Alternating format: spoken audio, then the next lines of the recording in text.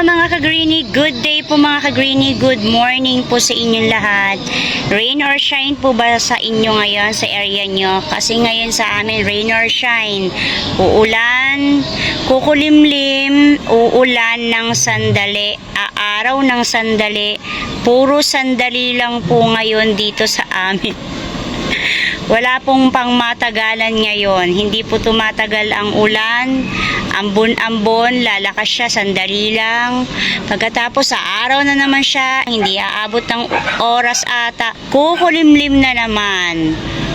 Maganda rin naman yon sa ating mga succulent, lalo na kapag hindi pa sila stable. Pero kung stable, lalaban yan sila ngayon. So sa rain or shine, dito sa garden ko, merong mga nag-i-stand up. So merong angat ang kulay kahit ganun ang sitwasyon ng aking sunlight or yung dilig ko. Kahit hindi po masyadong mainit, nai-stress po ang aking mga succulent ngayon. Lalong-lalo na ang mga sedum. Ang paborito kong variety, ang mga sedum. So, meron na nga pala akong 3 sedum na makukulay. Talagang yellow sila ngayon. Yun talaga yung original color nila kapag stress sila. Kasi may mga stressing na ibang kulay. Kagaya niya ng mga etna na yan, iba sila o para silang pinkish na combination ng red or brown.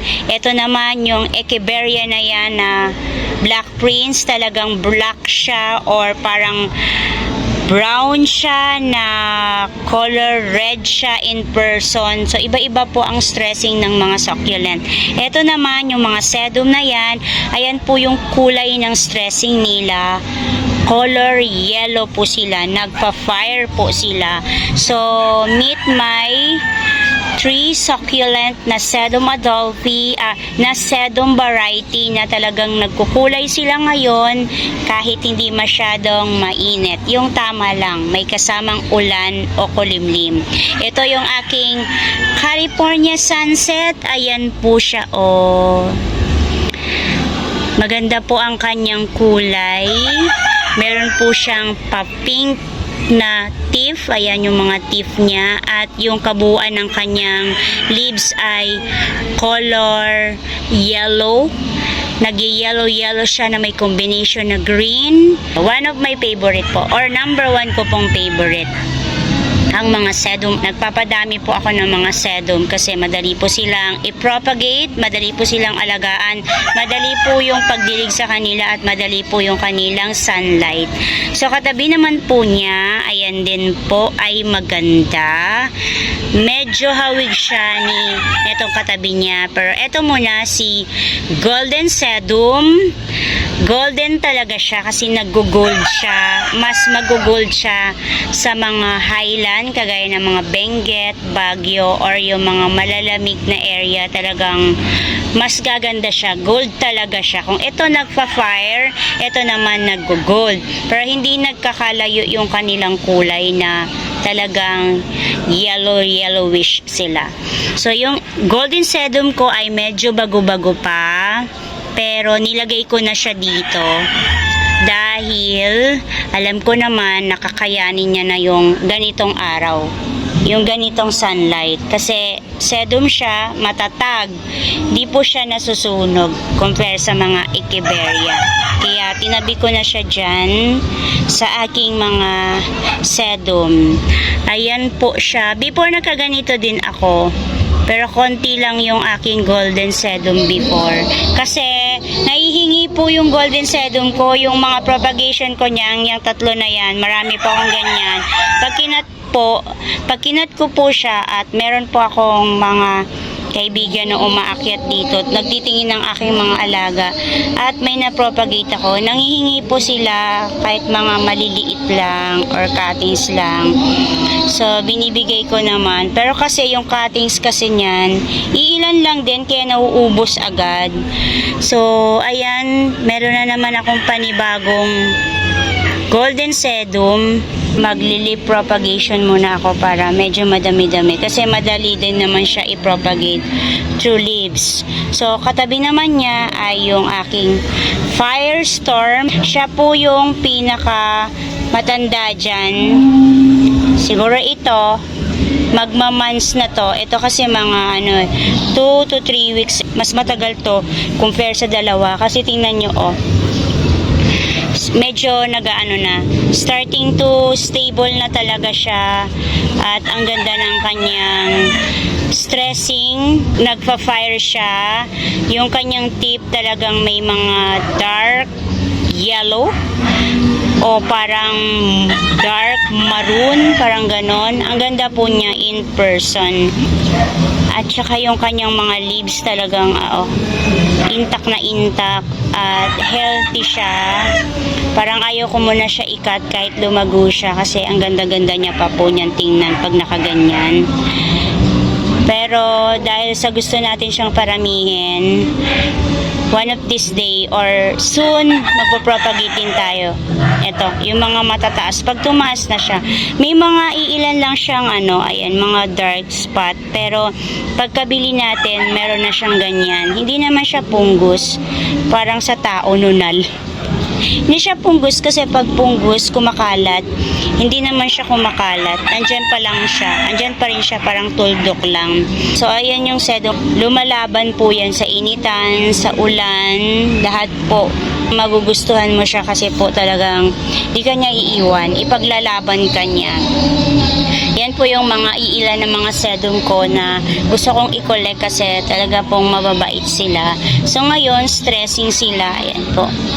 Ang dilig po niyan, yung tatlo na yan, kung kailan lang po uulan, doon lang po ako nagdidilig sa kanila.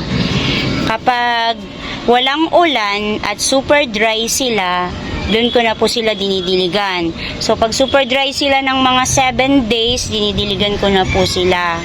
Pero kapag hindi pa po sila super dry ng 7 days, hindi ko muna sila dinidiligan.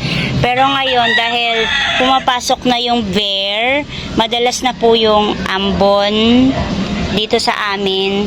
And then, yung humidity, medyo malamig na. Yung halumigmig ng paligid ng hangin, malamig na. Kaya, hindi na po maganda na dalasan natin yung dilig. Yung talagang galing sa atin, yung tayo yung magdidilig. Ako ngayon, umaasa ako sa ulan. So, okay naman po sila sa ulan. Kasi ang ulan ngayon sa amin ay hindi naman kalakasan at katagalan.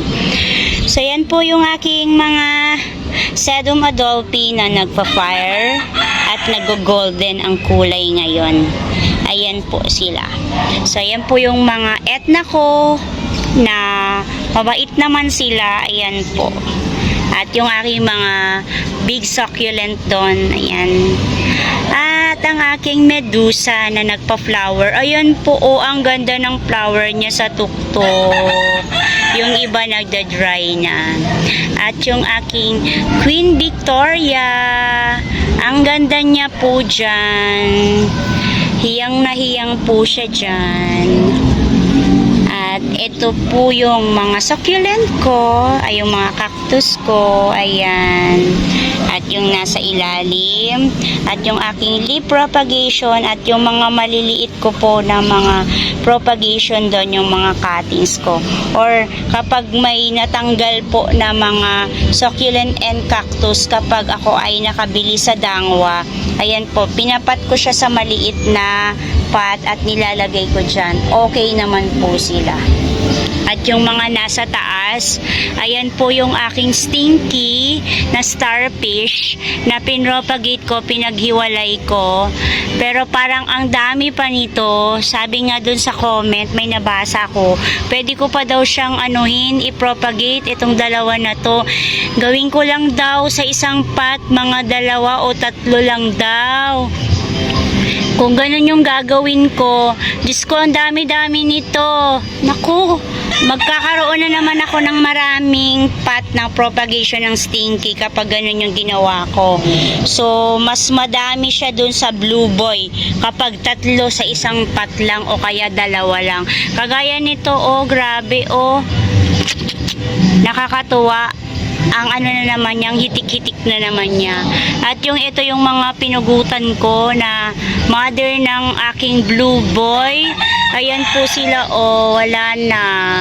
Hindi mo na talaga sila may stem rot kasi stable na sila or dry na sila.